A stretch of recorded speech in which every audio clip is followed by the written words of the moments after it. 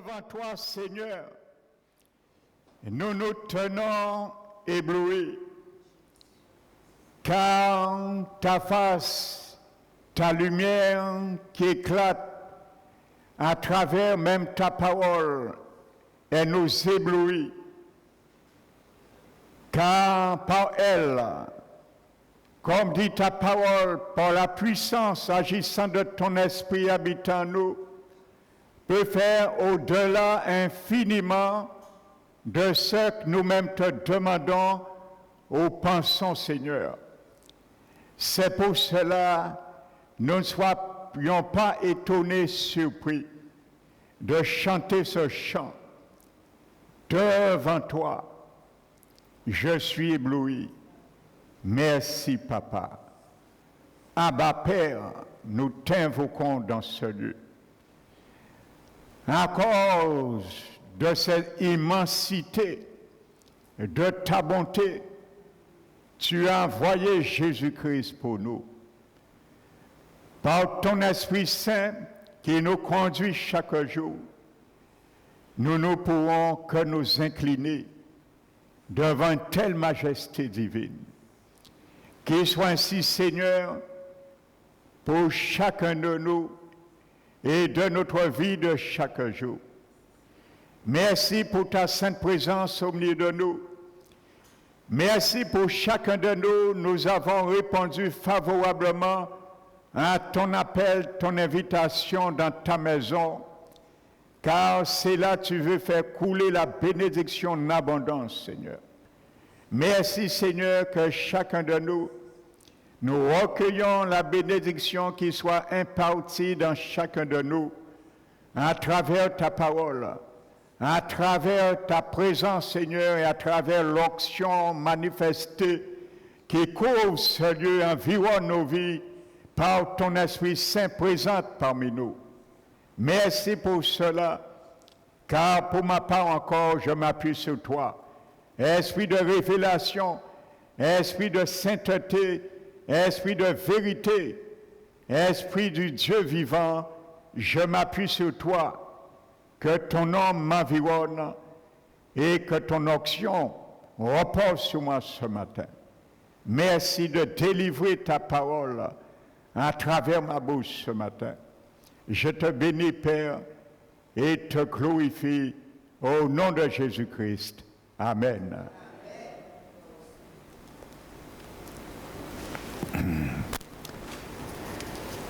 Soyez bénis, frères et sœurs. Je salue fraternellement chacun de vous. Alléluia. Et tous ceux qui nous visitent également ce matin. Nous soyez bienvenus. Amen. Donc, nous avons le serviteur de Dieu parmi nous ce matin, le pasteur Bolivar. Amen. Que nous bénissons également ce matin. Alléluia. Nous allons ouvrir ce matin la parole de Dieu dans le psaume 131.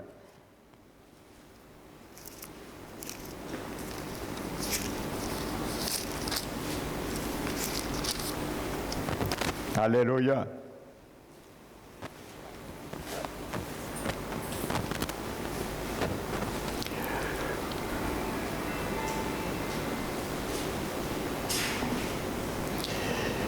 Le psalmiste dit à l'Éternel,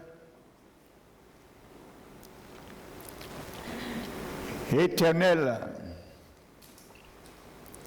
je n'ai ni un cœur arrogant et ni des regards hautains. Alléluia. Il dit, je ne m'engage pas dans des propos ou des paroles trop longues ni trop merveilleuses pour moi. Mais dit loin de là, j'ai imposé le calme et le silence à mon âme. Comme un enfant sévré auprès de sa mère, mon âme au-dedans de moi est comme un enfant sévré. Alléluia! Que par la grâce du Saint-Esprit ce matin, je sois cette personne. Alléluia! Amen. Le titre de ce message sera ce matin « Décharge la barque de ton âme ». Décharge la barque de ton âme. Alléluia. Amen. Car il y a des bagages et il y a des choses à jeter dans la mer. Alléluia. Pour stabiliser la barque.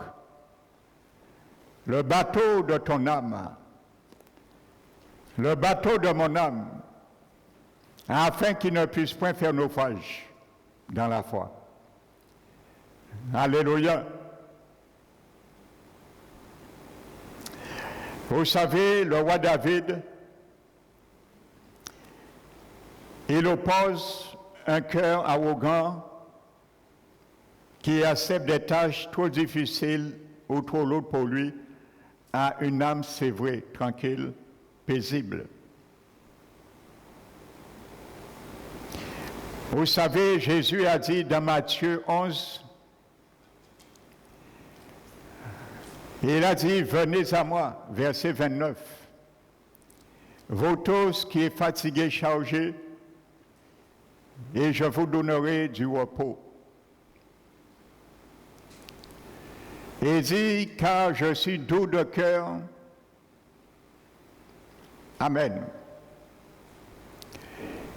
Il dit, prenez sur vous mon joug et recevez mes instructions,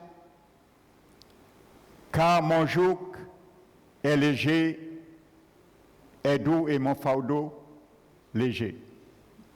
Amen. Donc n'oubliez pas, Jésus a dit, c'est ainsi que vous aurez du repos pour vos âmes.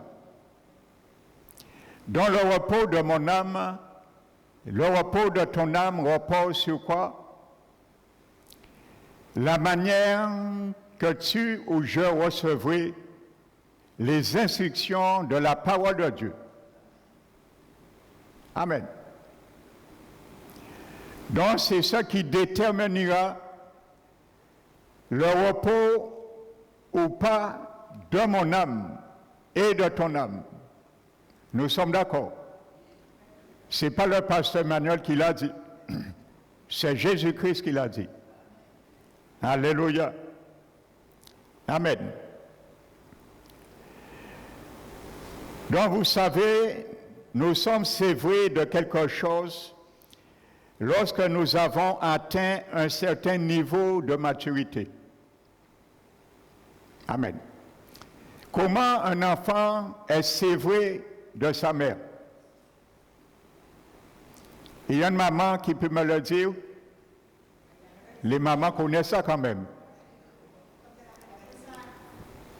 Lorsque l'enfant arrête de téter, alléluia, donc l'enfant passe par une autre dimension, une autre stade, une autre phase de vivre et de voir la vie. Alléluia.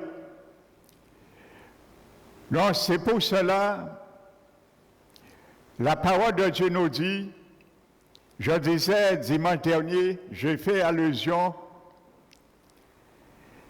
parfois il y a beaucoup d'enfants du Seigneur, après des années dans le Seigneur, ils sont à l'état de l'être toujours.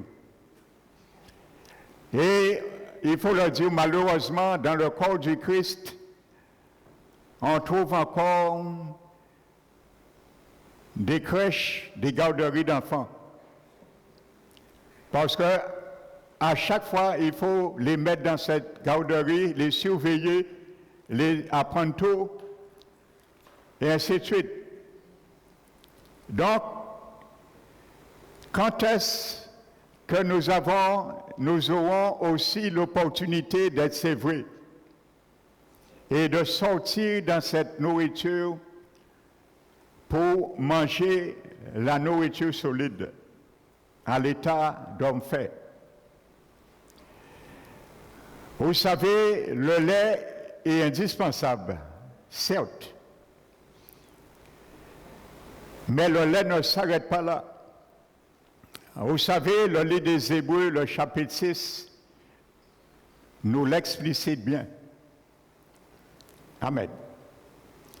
La Bible parle, l'auteur de l'Épître dit que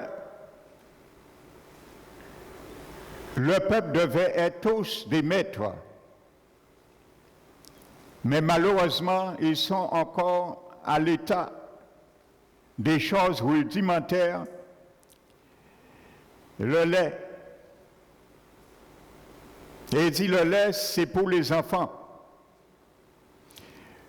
Et sans rentrer en détail, nous comprenons que quand l'auteur de l'Épître nous parle des rudiments, des choses, il dit certes, ça c'est les choses, amen, qui font partie même du fondement de notre vie, tels que le renoncement des œuvres mortes, la doctrine de la foi en Dieu, les doctrines des baptêmes, du jugement dernier, et ainsi de suite. Ça, c'est ça les premières choses qu'on enseigne aux chrétiens. Amen. Mais ça ne s'arrête pas là. Et il continue et il dit que l'enfant qui est encore à ce stade, il ne parvient pas à la parole de la justice de Dieu. Amen. Et plus loin, il définit ce qu'il entend par cela. Il dit parce que la parole solide est pour l'homme à l'état fait. Il dit l'homme dont dont le jugement est exercé. Amen. Par le discernement de ce qui est bien et de ce qui est mal. Amen.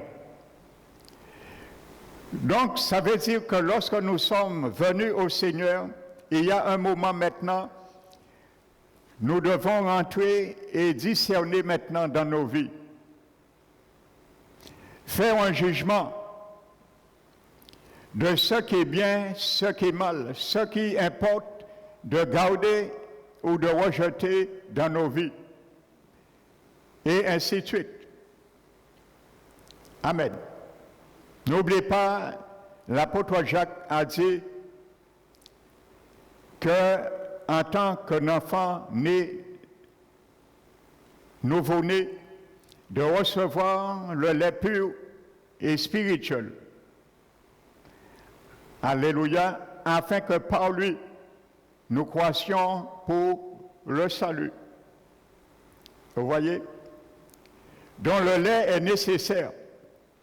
Pour que nous croissions, pourquoi? Pour le salut. Donc je disais dernier que la nouvelle naissance n'est pas une fin en soi-même. Alléluia.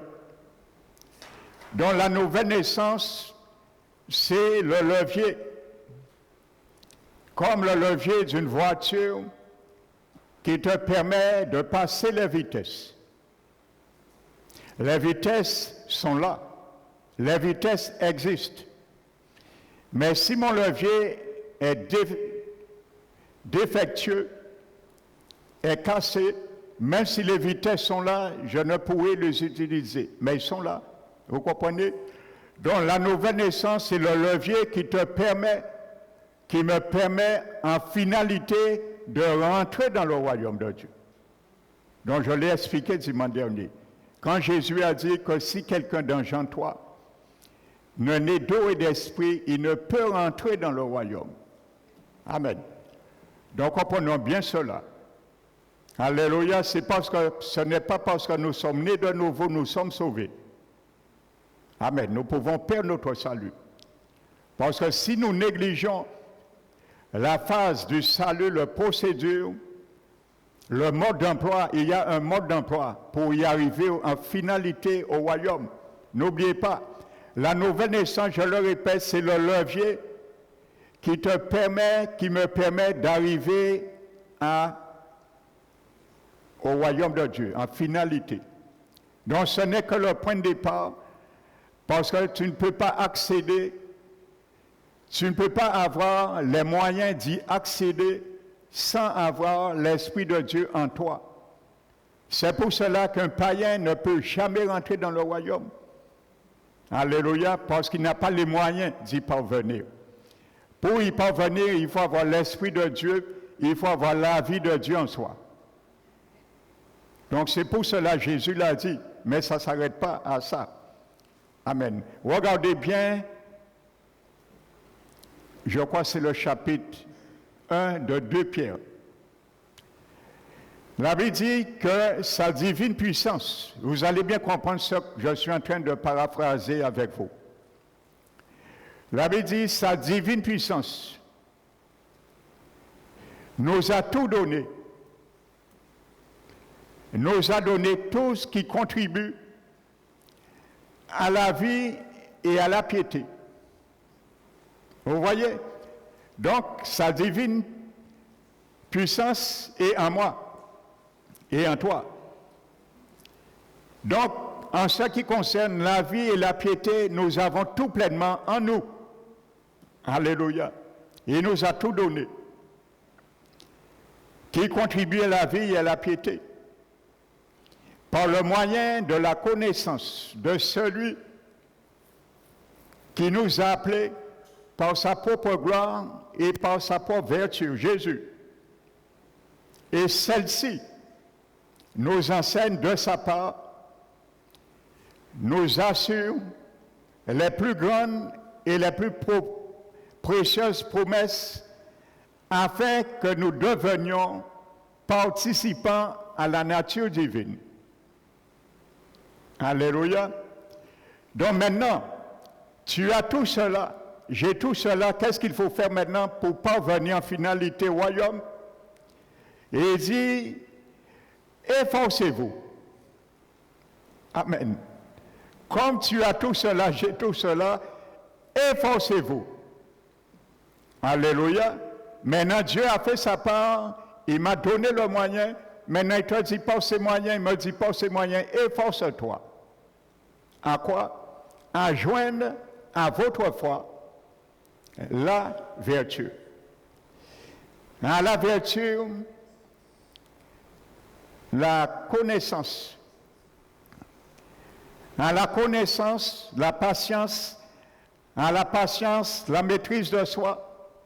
À la maîtrise de soi, la piété. À la piété, l'amitié fraternelle. Et à l'amitié fraternelle, l'amour.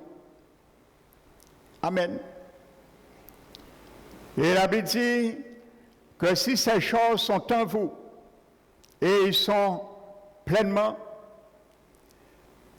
alléluia, il ne vous laissera point oisif ni stérile à l'égard de la connaissance du Seigneur Jésus. Mais pour ceux que ces choses ne sont point, ils sont aveugles, et ils ne voient pas, et ils oublient même, ils ont mis en oubli leur première purification de leur péché. Alléluia. Et ensuite il dit, appliquez-vous donc. Alléluia. Et il dit, appliquez-vous donc. Amen. Donc de ce fait, il dit, appliquez-vous donc à affermir votre vocation et votre élection. Amen. Appliquez-vous à affermir votre vocation et votre élection. Alléluia. L'élection, ce n'est pas Dieu. qui va décider pour toi d'être sauvé ou pas. Il t'a déjà prédestiné à être sauvé. Il m'a déjà prédestiné, mais c'est moi qui fais le choix.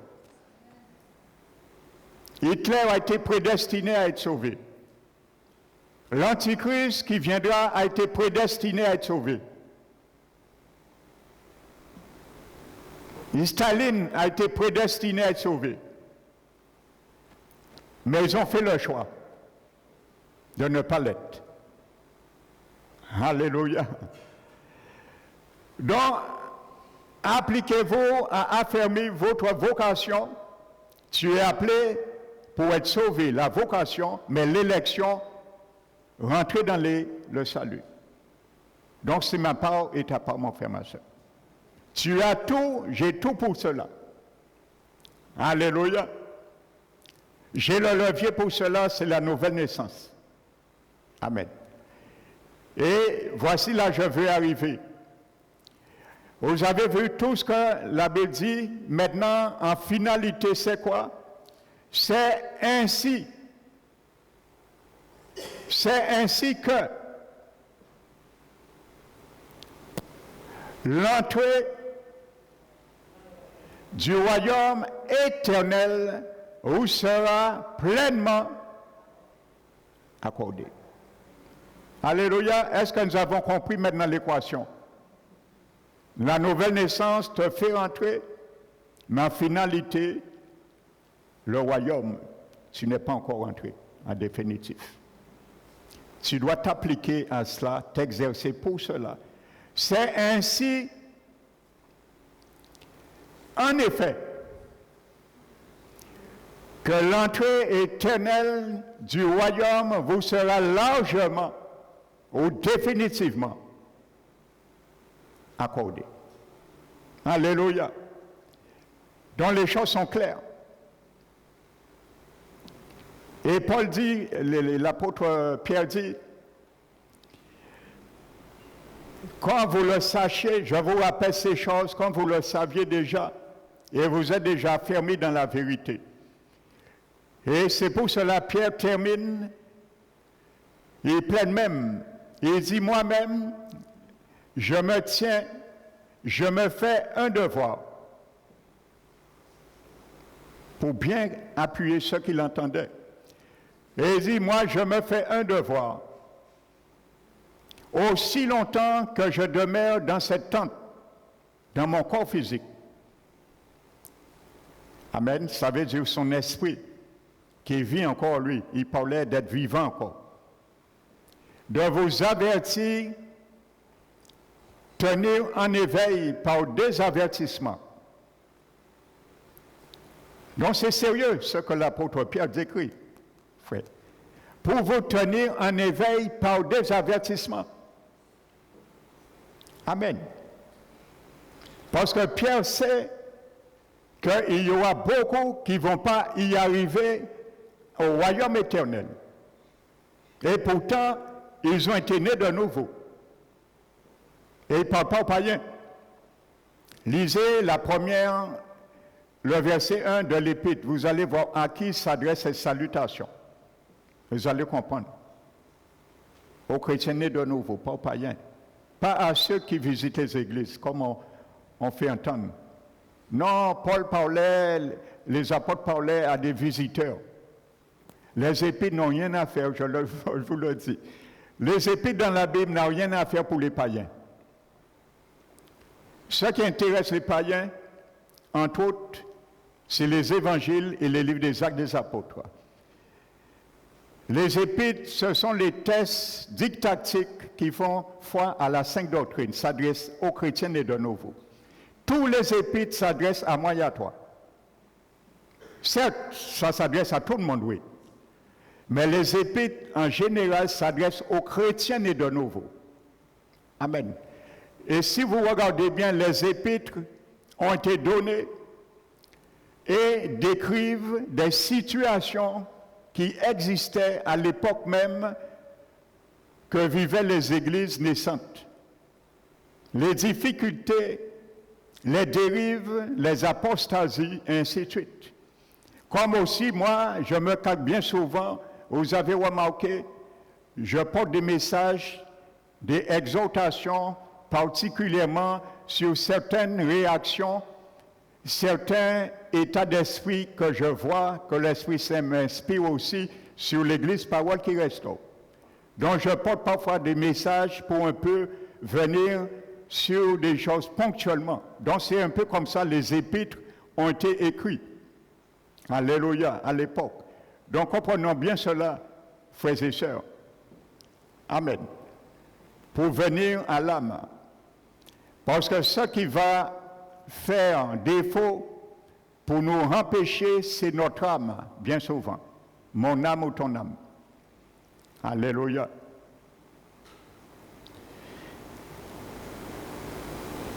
Donc revenons.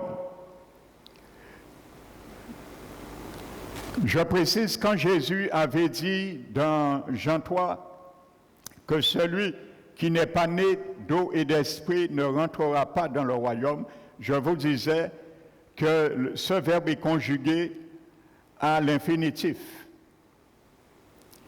Et l'infinitif veut dire le but a atteint ou l'objectif atteint. Amen. Donc le but et l'objectif atteint de la nouvelle naissance, c'est le royaume de Dieu. Amen. Mais ça ne veut pas dire que nous l'avons parce que nous sommes nés de nouveau. C'est l'objectif, le but à atteint par la nouvelle naissance. Dans le grec, c'est le mode impératif, et pas impératif, objectif. Infinitif, pardon, le mode impératif. Et le texte, je viens de vous lire dans 2 Pierre, chapitre 1, en finalité, est conjugué à mode indicatif. Donc, ça concorde très bien, ça s'enchevêtre. Le mode indicatif décrit la réalité présente, ce qui se fait en réalité. Amen. Donc, l'objectif atteint, alléluia, l'infinitif et l'indicatif, la réalité. Amen. Alléluia. Donc, les choses sont claires. Donc, continuons, revenons à Psaume 131.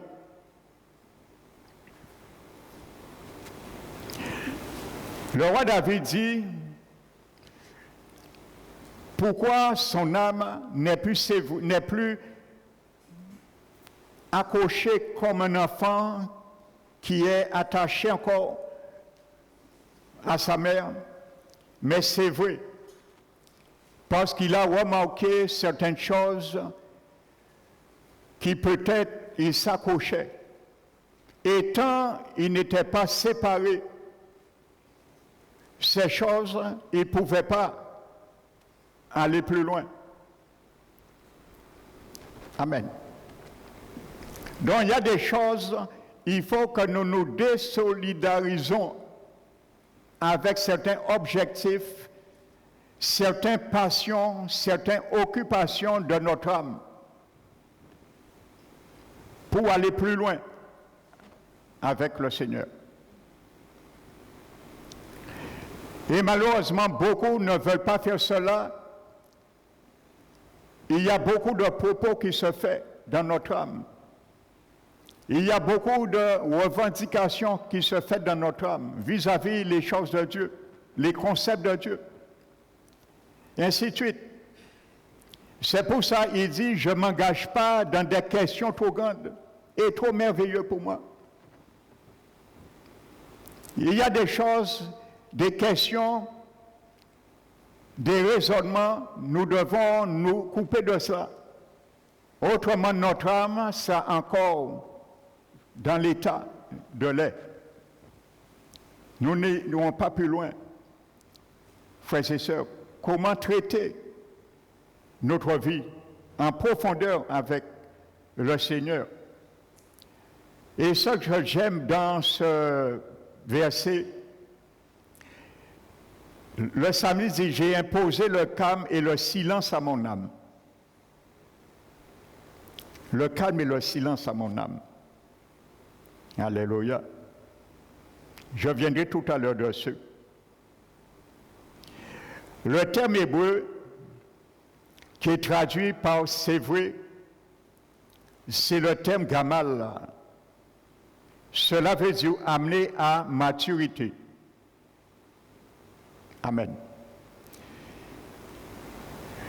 Mon frère, ma soeur, la parole de Dieu me dit, si nous voulons que notre âme, l'état, l'esprit de notre âme arrive à maturité, il faut qu'elle soit sévrée. Ça veut dire le mot hébreu gamal, arriver à maturité. À maturité. Les enfants du Seigneur qui contestent toujours plutôt, leur âme ne parvient jamais à être sévrée. Parce qu'ils sont attachés aux contestations. Ils sont attachés aux contestations. Ils sont attachés aux compromissions vis-à-vis des choses de Dieu. Et ils sont attachés encore à des débats exégétiques, théologiques, vis-à-vis de la parole de Dieu, qui veut les enseigner ou pas. On cherche toutes sortes de choses. Il y a encore des forteresses qui sont attachées. Et parfois, on veut être attaché à ces forteresses. Nous allons parler des forteresses de l'âme. Et tant on n'est pas sévré de ces choses, on ne va pas arriver à la maturité spirituelle. Il faut que nous soyons détachés. C'est ce que le Samet nous explique spirituellement. C'est vrai. Nous devons être détachés de ces choses et aller plus loin. Même si ça déplaît à certains, mais c'est ton âme, c'est mon âme. Alléluia. Donc c'est toi qui gères ton âme, mon frère. C'est moi qui gère mon âme, le salut de mon âme. Alléluia. Car c'est la parole, elle qui peut sauver ton âme. Il peut, ce n'est pas une réalité. C'est une probabilité. Alléluia, frères et sœurs. Donc, je disais, le mot qui est employé là, pour sévrer, c'est le mot gamal. Cela veut dire amener à maturité. Et ça se dit du fruit qui est prêt à être cueilli et utilisé. Voici la définition de ce mot. Un fruit qui est prêt à être cueilli et utilisé. Alléluia. Donc le Seigneur veut nous ramener dans cette dimension pour que les fruits manifestés à travers la vie de notre âme puissent être recueillis et utilisés pour porter quelque chose dans la vie de quelqu'un d'autre, pour porter un bienfait dans ma vie, utilisé. Alléluia. Donc quand j'utilise un bienfait dans mon âme qui s'est développé, donc ce n'est qu'un bienfait pour moi. Alléluia, parce que si mon âme se réjouit dans le Seigneur à cause de sa parole, eh bien mon corps en bénéficie de sa jouissance. Mon environnement, ma famille, tout ce qu'on peut dire, les frères et sœurs de l'Église en bénéficient de ce fruit cueilli et prêt à être utilisé. À utiliser. Et il y a des frères et sœurs, parfois, le Seigneur ne peut pas utiliser dans l'Église. Pourtant, ces personnes ont des compétences. Parce que leur âme est encore attachée à certaines choses. Il ne veut pas être sévré. Donc le fruit n'est pas encore bon. Le fruit n'est pas encore bon pour être cueilli et être utilisé. Frères et sœurs, vous savez, Ésaïe chapitre 30, le verset 15. Ésaïe 30, verset 15. La Bible dit, c'est dans la tranquillité et le repos que sera votre salut. Amen. La tranquillité et le repos que sera votre salut. Et c'est dans la confiance et le calme que sera votre force.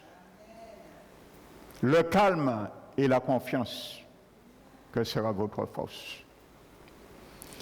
Le psalmiste David a dit, j'ai imposé le silence et le calme à mon âme. Pour être sévré, mon frère, ma soeur,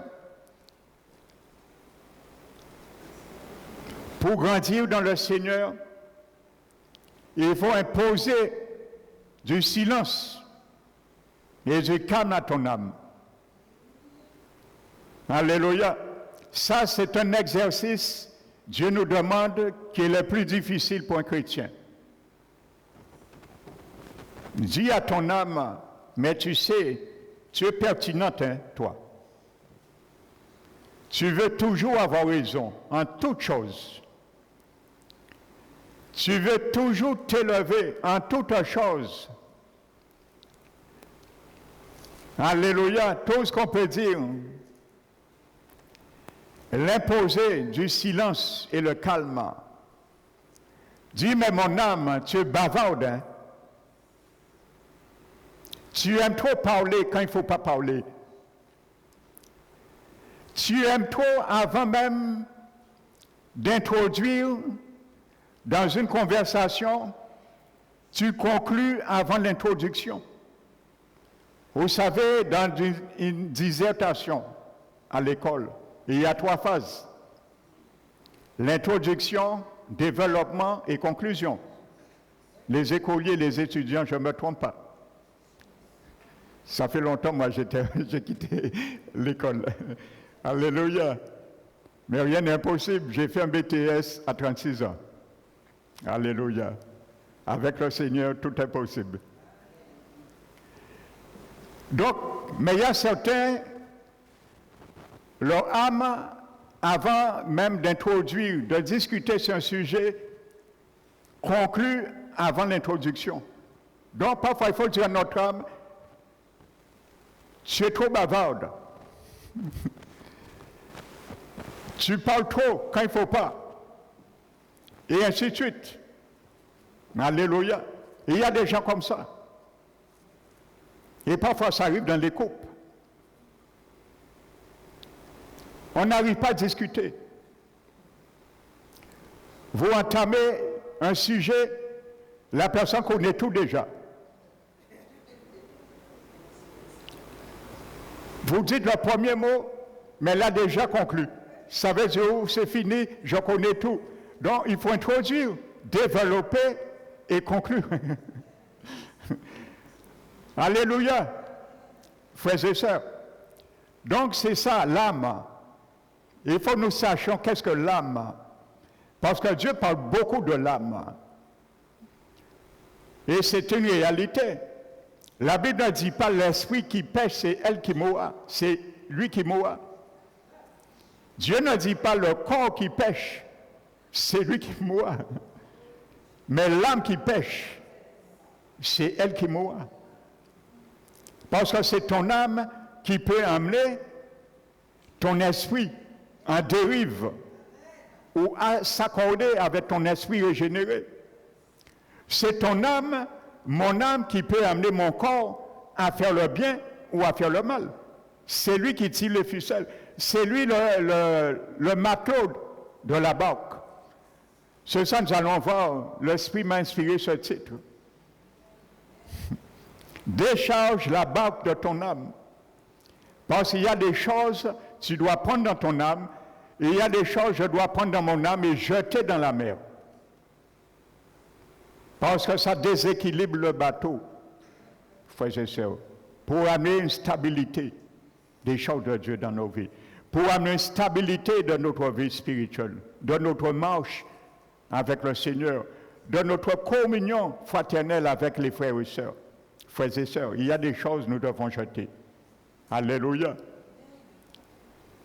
Amen. Dans le mot qui est traduit par repos dans Ésaïe 30, verset 5, je viens de citer. Ce mot qui est traduit par repos dans l'hébreu, c'est le mot naka. Et ce mot naka en hébreu est composé de 2 lettres. Écoute bien cela, note-le. Ce mot naka est composé de 2 lettres. La première lettre veut dire le guide. Le guide. Et la deuxième lettre, c'est la lettre Tav. Je vous l'ai déjà expliqué, la lettre Tav veut dire la croix. En hébreu, cette lettre veut dire la croix. Dans l'étymologie de ce mot, veut dire, le prophète dans sa prophétie par sa bouche nous dit la tranquillité se retrouve à travers le guide de la croix pour notre salut. Alléluia. La tranquillité, le repos se trouve à travers le guide de la croix pour notre salut. Car c'est dans la tranquillité et le repos que sera votre salut. Donc mettons ce mot dans son sens étymologique. C'est dans le guide, par le moyen de la croix, que nous parviendrons à notre salut. Donc mon frère, ma soeur, la croix est un mode d'emploi pour moi et toi. La croix est un mode d'emploi pour atteindre le but final, mon salut éternel, ton salut éternel. Si tu n'aimes pas la croix, tu ne pourras pas mourir. La croix est un objet qui décrit la mort. C'est pour ça que tout enfant du Seigneur, je dirais qu'il méprise la croix par le mode de vie. Ça, c'est une réalité. Il y a beaucoup de chrétiens qui méprisent la croix, à l'égard même du monde. Vous savez, il y a des chrétiens, c'est un scandale lorsque les païens les voient. Et surtout si demain, cette personne va prêcher un païen, mais tu risques de fermer la porte définitive à une telle personne. Et il dit, toi, qui me prêche l'évangile, c'est ta vie, mieux vaut que je reste comme je fais. Et Jésus l'a dit, celui qui ne rentre pas dans le royaume, n'empêchez pas aux autres d'y entrer. Beaucoup d'enfants du Seigneur ont empêché des païens d'entrer dans le royaume à cause de leur manière de vivre. Et j'en ai des témoignages, je sais de quoi je parle. Et vous avez aussi des témoignages. Vous savez de quoi je parle. Alléluia. Parce que je suis certain que vous côtoyez des chrétiens dans votre vie quand même. Vous voyez leur manière de faire, leur manière de s'habiller, de se vêtir, ainsi de suite. Aujourd'hui, on ne reconnaît plus qu'il y a un chrétien qui n'est pas chrétien. Avec tous ces modes qu'on retrouve dans le monde, frères et sœurs. Il faut nous distinguer, il faut nous démarquer, frères et sœurs. Si on n'est pas comme ça, ce n'est pas grave, c'est la mode, on se voit comme ça. Mais le danger, il y a des choses, on s'implique. C'est pas grave, c'est simple, mais tu ne sais pas, la source de ça qui tire la ficelle s'appelle la sirène des eaux. Tu es lié à la sirène des eaux, tu ne le sais même pas, pour suivre une mode.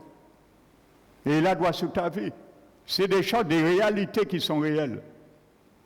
Frères et sœurs, je ne vais pas m'embarquer de cela. La sirène des eaux, c'est une créature qui existe. Et le Seigneur Jésus a fait grâce à plusieurs personnes de visiter le royaume des eaux et se rendre compte que c'est une réalité. Ce qu'on appelle les sirènes des eaux. Le prophète Ésaïe en parle. C'est dans la Bible, hein? La parole parle de sirène. Donc c'est des choses qui sont réelles. C'est une créature moitié femme et moitié poisson. Et ces créatures, c'est elles qui pervertirent bien souvent les humains avec toutes les marques de beauté, tout ce qu'on peut dire. Mais ils sont liés à cela et ils ne le savent même pas. Alléluia. Donc je ferme la parenthèse. Je ne vais pas dire plus. Donc, je disais, si nous n'aimons pas la croix, c'est normal que nous n'allons jamais imposer le silence et le calme à notre âme. Si nous n'aimons pas la croix. Parce que le repos imposé à mon âme, c'est le guide de la croix, le mode d'emploi. Comment imposer le repos, le calme à mon âme? Tu la places, je la place devant la croix. La croix dit que Dieu hait les regards arrogants. Donc, tu es arrogant, mon âme, je vais te crucifier. Parce que c'est le mode d'emploi pour toi. Mon âme, tu es insolent. Dieu est l'insolence. Donc, je vais te crucifier à la croix. Car c'est là que tu pourras changer, et ainsi de suite. La croix devient un mode d'emploi. Frères et sœurs. Parce que c'est un lieu qu'on fait mourir, on crucifie. On fait souffrir, on fait sentir la douleur. Un crucifié, il ne mourait pas du jour au lendemain. Lors de la crucifixion, Jésus n'était pas le premier. La crucifixion existait avant la croix. Avant plutôt l'incarnation de Jésus. Donc c'était une procédure le plus abjecte qu'on peut dire, qu'on faisait ressentir un criminel. On le laissait là pour qu'il puisse mourir petit à petit, par petit feu, en s'étouffant, avec le poids de son corps, pour que même les mains puissent se déchirer à un moment donné. À un moment donné, on ne peut plus soutenir. On pouvait rester là parfois plusieurs jours. C'est comme ça. La crucifixion existait. Donc la croix, c'est un lieu pour faire sentir la douleur. Alléluia. Et on faisait ça surtout pour les criminels, pour les faire ressentir la douleur de leurs crimes qu'ils ont commis ou autres. Donc la croix est faite pour faire ressentir aussi la douleur, le péché, la douleur aussi que ça nous ramène. Et ce que nous avons fait subir notre Seigneur Jésus. Amen. Donc, aimons la croix, frères et sœurs. C'est là que nous allons vivre. Paul a dit, il veut partager la communion avec la puissance de la souffrance de Jésus et sa résurrection. Mais pour y ait résurrection, il faut qu'il y ait mort. On n'a jamais vu un vivant ressusciter. Non, pour ressusciter, il faut mourir. Pour participer à la puissance de la résurrection de Jésus, il faut participer à la puissance de sa mort. Et c'est ça le signe du baptême, entre autres. La mort et la résurrection de Jésus. Alléluia. Donc pour que mon âme puisse connaître une résurrection de l'amour de Jésus, il faut que la haine, le non-pardon, les ressentiments soient mis à mort. Et à ce moment, l'amour dans la résurrection ressuscitera. Alléluia. On ne peut pas aimer en haïssant en même temps. C'est impossible. Alléluia. Donc si tu es dans le cas, mon frère, ma soeur, ce matin, si je suis dans le cas, précipite-toi, prosterne-toi devant la croix et amène cela. Retire cela dans la barque de ton âme, crucifie-le à la croix. Pour que l'amour, le Seigneur, ressuscite en toi. Et il n'y a pas de résurrection sans mort. La croix est faite pour ça. Alléluia. Pour bénéficier un bienfait de la croix, il faut passer par la mort. Tout ingrédient qui passe par la croix doit passer par la mort. Alléluia. Jésus n'a pas ressuscité avant de passer à la croix. Donc si on ne veut pas mourir, il n'y aura pas de résurrection, que ce soit physique ou spirituel. Alléluia. Frères et sœurs, c'est une réalité. Donc n'oubliez pas ce mot. La tranquillité se retrouve à travers le guide de la croix pour notre salut. Alléluia. C'est pour cela que Jésus l'a dit, recevez mes instructions. Alléluia. Et une des instructions de Jésus, il a dit que si celui qui veut venir après moi, qu'il renonce à lui-même, qu'il se charge de sa croix. Et à ce moment, il me suivra. Qu'il se charge de sa croix. Amen, frères et sœurs.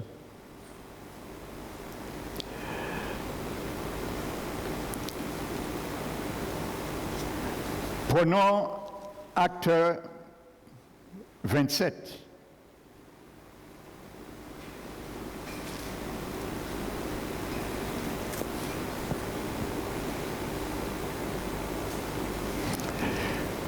Vous vous rappelez, je vous avais porté un enseignement sur ça, j'avais commencé et je m'étais arrêté sur cette partie pour alléger le bateau. Nous avions vu, pour réduire la voilure,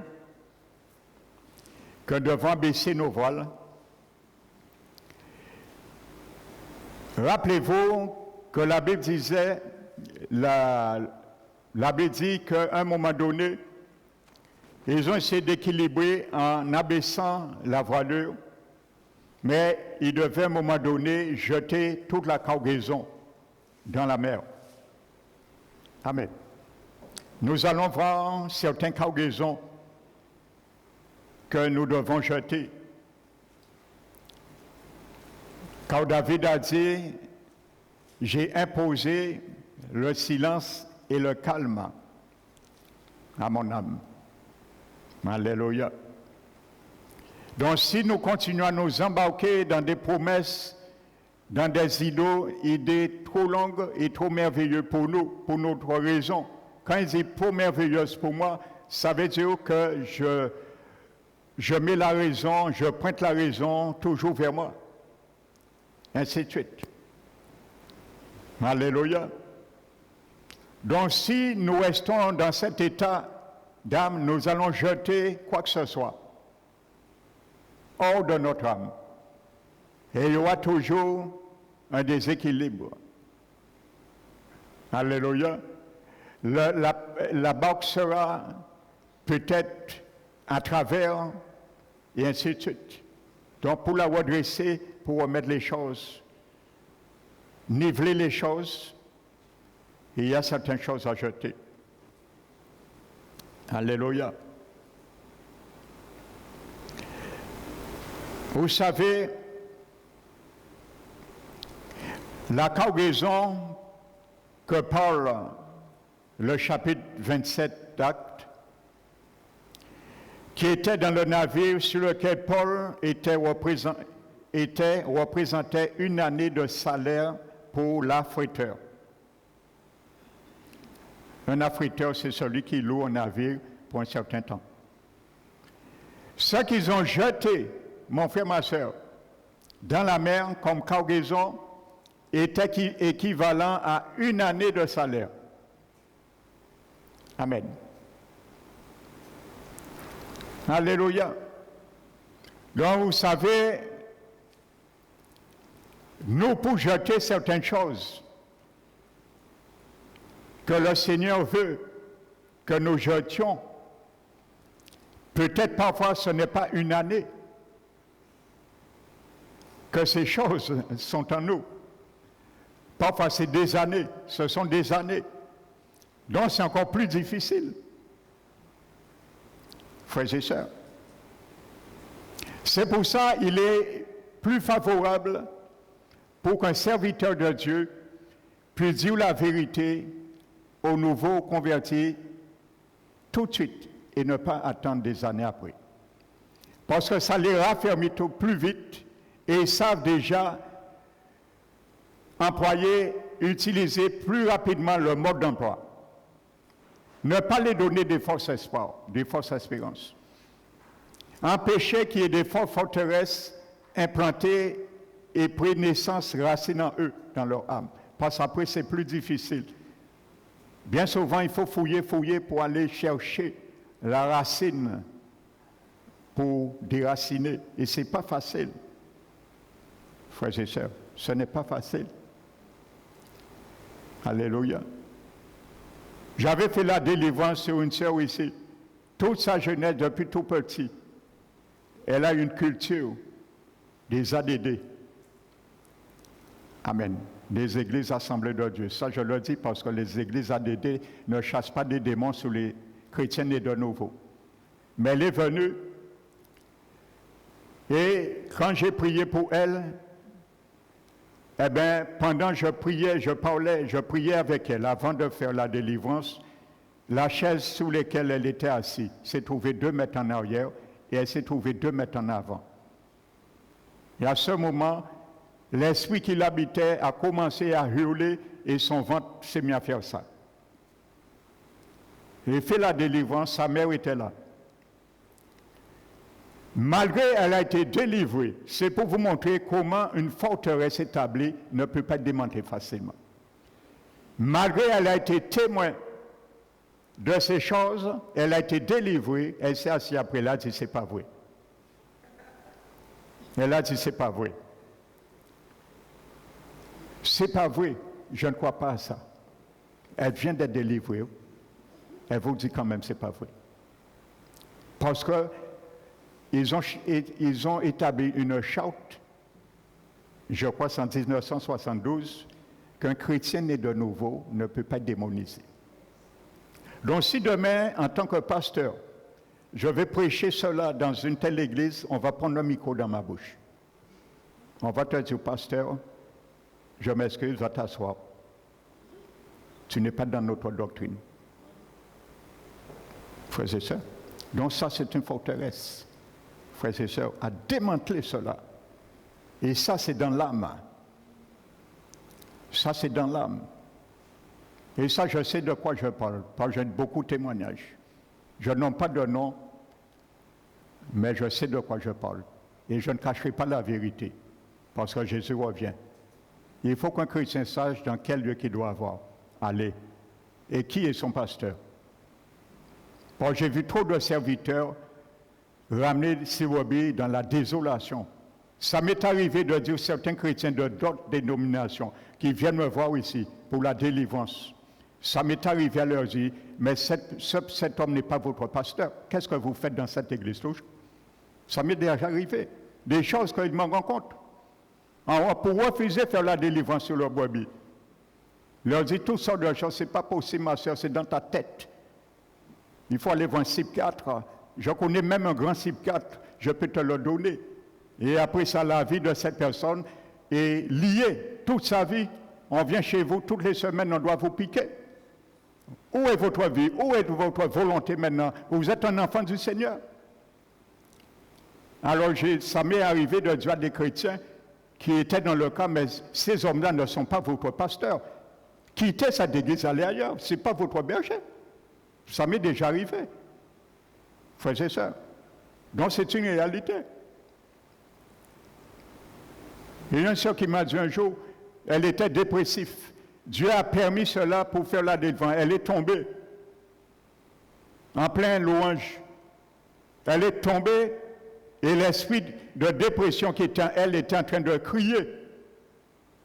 Elle m'a dit, le pasteur est sorti sur la chair. Et il lui a dit, arrêtez de faire ta comédie là. Une fille qui a besoin d'une délivrance. Dans ces églises, voici ce qui se passe. Frères et sœurs, tu rentres le dimanche, mais tu sors aussi lié quand tu étais rentré. Parce qu'on ne te délivre pas. Tu dis, pasteur, j'ai besoin d'une délivrance. On te dit, non, ma fille, non, mon fils, c'est pas normal. Tu es né de nouveau. Tu ne peux pas démoniser. On ne te délivre pas. Et l'esprit en toi s'engraisse et prend du pouvoir. Et après, ta vie est un peu désinvolte. Peut-être c'est un esprit de colère qui est en toi. Maintenant, on te dit, c'est pas normal. Donc, tu es toujours dans cette colère incontrôlée. On te juge dans ces églises. On te juge. Mais c'est un esprit de colère qui te contrôle. Mais on refuse de te délivrer. Donc, tu peux faire que ce que tu as. Donc, tu seras appelé à manifester cela. Parce que ça ne vient pas de toi. Alléluia. Donc, je ferme la parenthèse. Alléluia. Alléluia. Je ferme la parenthèse. Donc, je disais, une année de salaire. Je vous ai donné un témoignage, une fille depuis toute petite. Ça a été sa culture. Donc, c'est normal. Et quand l'ennemi nous tient dans ces domaines, ce n'est pas facile. Arracher cela dans la main de l'ennemi à notre égard. Amen. Donc, cependant, l'excédent de poids qu'elle représentait, ce navire, cette cargaison, lorsque les vents se sont levés, aurait signifié la perte du navire et de tous ceux qui étaient à bord. Mon frère, ma soeur, il y a des excédents de poids qui est dans notre âme. Si nous ne les détruisons pas, ça peut amener aussi la mort de notre destinée éternelle. L'échec à notre destinée éternelle. Et il faut les jeter dans la mer. Parce qu'il y a un déséquilibre. Il y a un excédent de poids. C'est pour ça que Jésus a dit, ceux qui sont chargés, fatigués. Parce que Jésus, c'est l'âme de l'homme. C'est quoi? Et constitué de quoi? C'est Jésus qui a créé l'âme de l'homme, le créateur des choses de la terre, les visibles, les invisibles. Il connaît de quoi est constituée mon âme. C'est mes pensées, mes conceptions, mes ambitions, ma volonté, mes sentiments, tout ce qu'on peut dire, mes décisions. Vous qui êtes chargés, fatigués, parce que lorsque nous sommes chargés de ces excédents de choses, ça nous fatigue. Ça nous fatigue, même si nous ne nous rendons pas compte. Essayez de parler avec quelqu'un. Quelqu'un qui est toujours dans le ressentiment. Toujours dans le ressentiment. Oui, mais, oui, mais, oui, même. Non seulement ça fatigue l'âme de la personne, mais ça fatigue tous ceux et celles qui écoutent cette personne. Oui, mais, oui, mais, oui, mais, oui, mais, il m'a fait, elle m'avait dit, elle m'avait fait ça. Il m'avait dit, il m'avait fait ça. C'est fatigant, frères et sœurs. Donc, venez à moi, vous qui êtes chargés, fatigués. Je vous donnerai du repos pour vos âmes. Parce que c'est ça qui fatigue mon âme. C'est ça qui fatigue ton âme. Les excédents de cargaison. Donc, si cela nous ramène, frères et sœurs, à droite, à gauche, à chanceler, jetons ça. Jetons ça. Et c'est ça qui a sauvé, entre autres, le navire. Il fallait jeter cela. Alléluia. Regardez le livre des Hébreux, chapitre 2, chapitre 12, verset 1.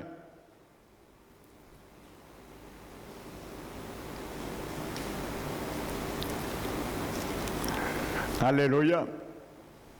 La Bible dit, rejetons tout fardeau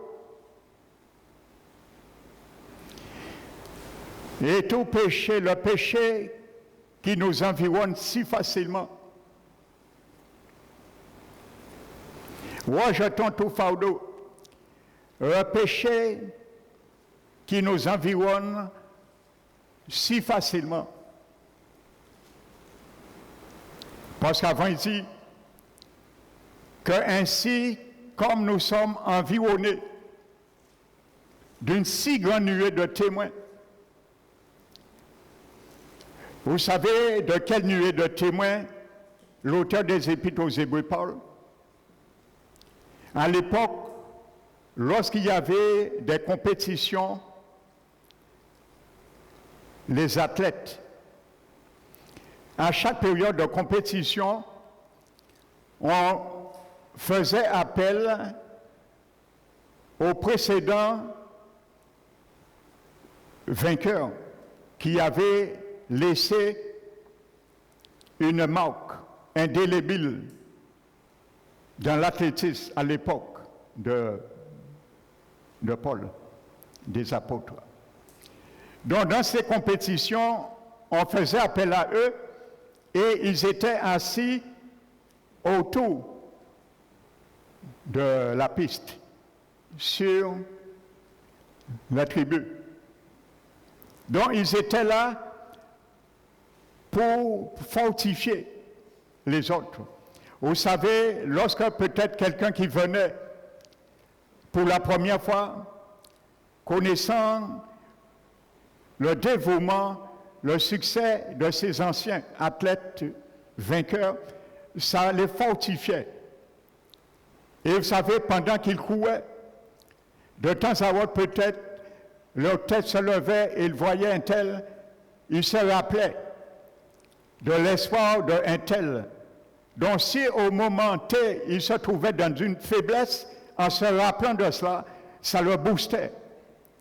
Frères et sœurs, imaginez un peu, vous savez, Pauline et Molia, ils ont marqué le cyclisme en Guadeloupe, par exemple.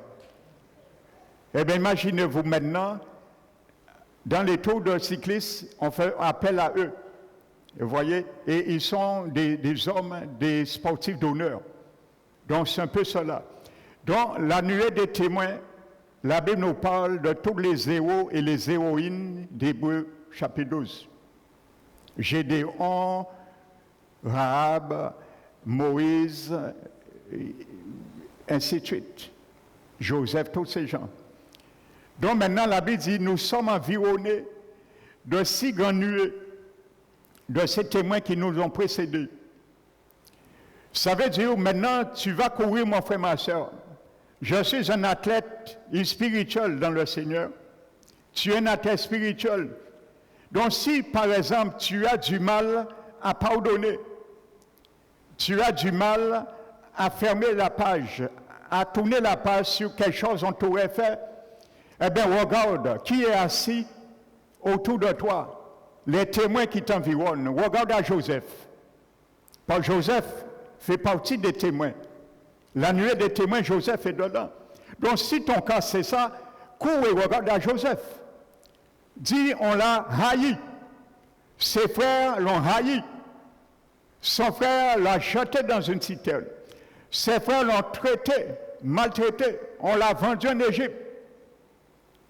Donc, il est arrivé, après 17 années, premier ministre de Pharaon, parce que la haine a été son véhicule de sa destinée, comme j'ai expliqué vendredi. Regarde à Joseph. Et il dit, si Joseph est arrivé, rien ne peut m'empêcher. Alors, on m'a fait ça, je prends la peine de pardonner et je continue. Est-ce que tu as compris? Puisque nous sommes environnés d'une si grande nuée de témoins, tu n'as pas d'excuse, mon frère, ma soeur. Il y a des coachs qui t'ont précédé, qui ont subi ce que tu as subi, dont tu ne peux pas lâcher prise. Alléluia. Amen.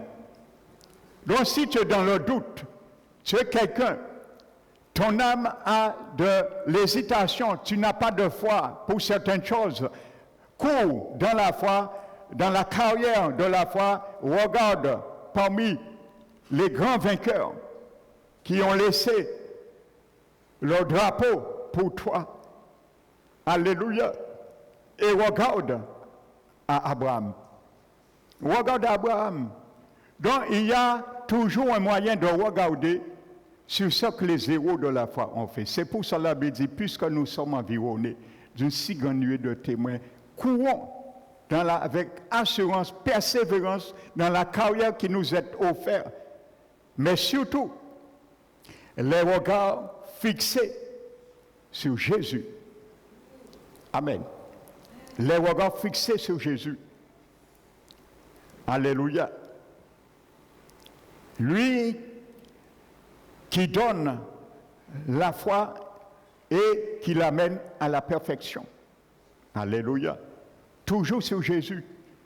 Parce que c'est pas où Jésus, ces gens ont triomphé à tous égards. Amen. Donc n'oublions pas cela.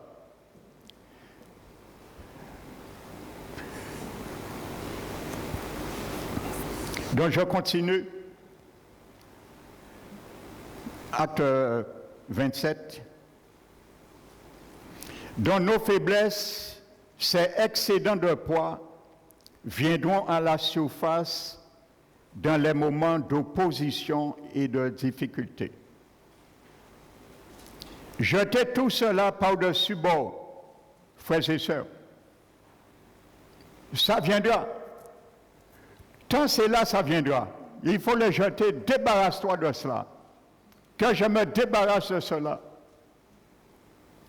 Les blessures du passé, l'amertume, les souvenirs paralysants et les échecs du passé devraient être lancés dans la mer de l'oubli de l'Éternel. C'est des cargaisons de notre âme. Il faut que nous puissions nous en débarrasser, frères et sœurs. L'abbé dit, rejetons tout fardeau. Les fardeaux. Comment tu peux courir? Comment je peux courir en tant qu'athlète? Et j'ai sur mon dos mon petit sac au dos et il y a peut-être quatre à terre qui pèsent chacun 10 kilos. Je dis non, pour que je ne puisse pas, si je dépose ça, peut-être quelqu'un va le voler, alors je vais garder dans mon dos et je vais courir avec.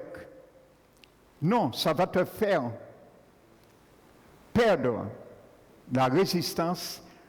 Tu vas puiser, dépenser de l'énergie inutilement que tu aurais pu mettre en réserve et tu risques d'être la queue à travers la course. Donc, il faut te rejeter tout fardeau, tout ce qui pèse pour sentir à l'aise, libre pour courir. Frères et sœurs, courir. Alléluia. C'est pour ça qu'il y a des enfants du Seigneur, ils se sont à l'aise.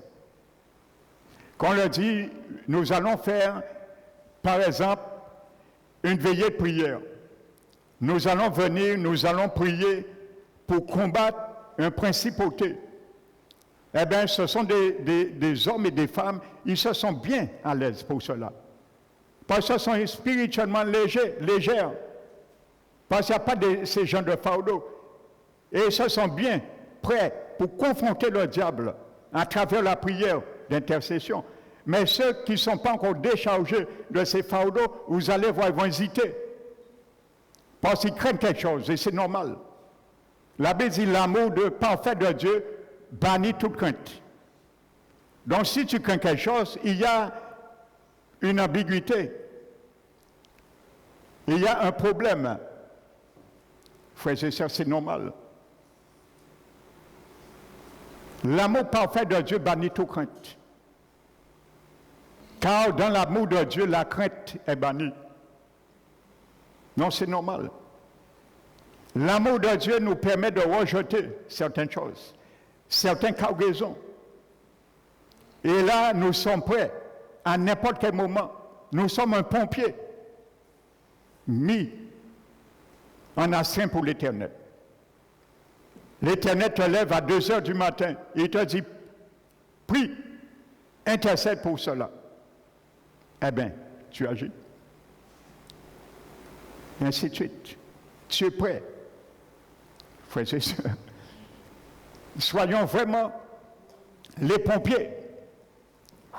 Ceux qui sont prêts, prompts à éteindre le feu.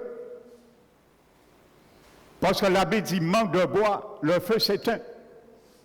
Mais l'Éternel ne va pas te réveiller si tu es un pyromane. Celui qui aime mettre le feu et téléphone lui-même les pompiers, des pyromanes. Frères et sœurs.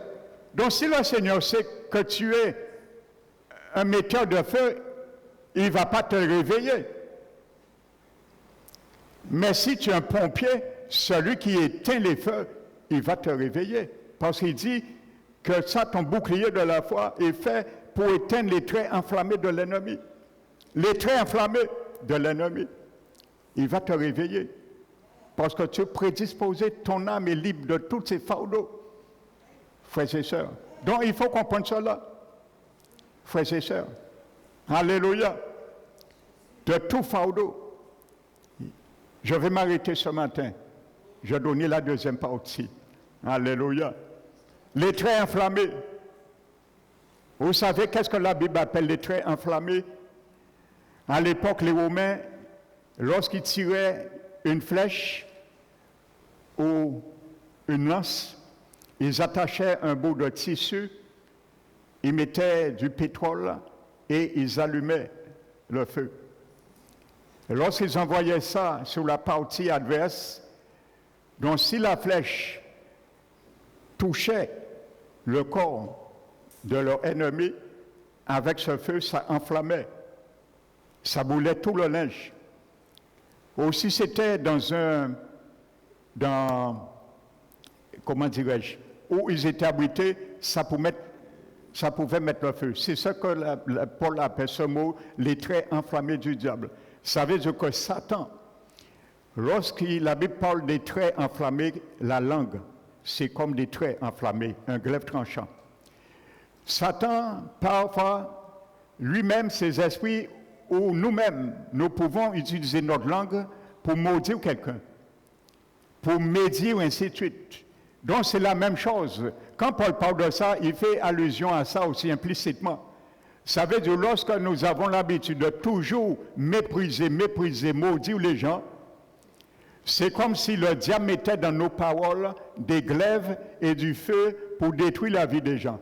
Donc c'est pour cela la Bible dit de prendre notre bouclier afin d'éteindre les traits enflammés du diable. Ça veut dire que toi, quand l'Éternel te dit, va confronter dans la prière, ton bouclier est déjà monté pour éteindre, pour briser les malédictions qui ont été proclamées, soit sur toi, sur la vie de tes enfants, tes petits-enfants, tes bien-aimés, pour détruire les œuvres du diable, les renverser et renvoyer, comme le psaume dit, Dieu renvoie le glaive dans le cœur de celui qui l'a dit. Mais que ce soit dans le cœur du diable lui-même. Dieu peut renvoyer ses flèches dans le camp de l'ennemi. Amen. Donc c'est ça. Alléluia. Mais si nous ne sommes pas prêts pour ça, eh bien le diable va détruire des vies. Il va détruire des foyers, parce que lorsqu'il va envoyer cela, le feu de sa parole, de ses paroles négatives, va brûler et détruire nos vies. Détruire la vie de nos bien-aimés. Frères et sœurs, c'est ça. Il envoyait pour brûler lorsque la flèche touchait la tenue, l'armure de l'adversaire, pour que le feu puisse prendre sur la personne. Donc soyons des pompiers et non des pyromanes, frères et sœurs, dans le Seigneur. Qu'il soit ainsi pour toi et moi, mon frère, ma sœur. Amen. Donc que le Seigneur soit glorifié. Amen. Donc n'oublie pas le titre. Retire l'excédent dans la barque de ton âme. Alléluia. Jette l'excédent dans la barque de ton âme. Et à ce moment, je serai plus prompt à courir. Amen.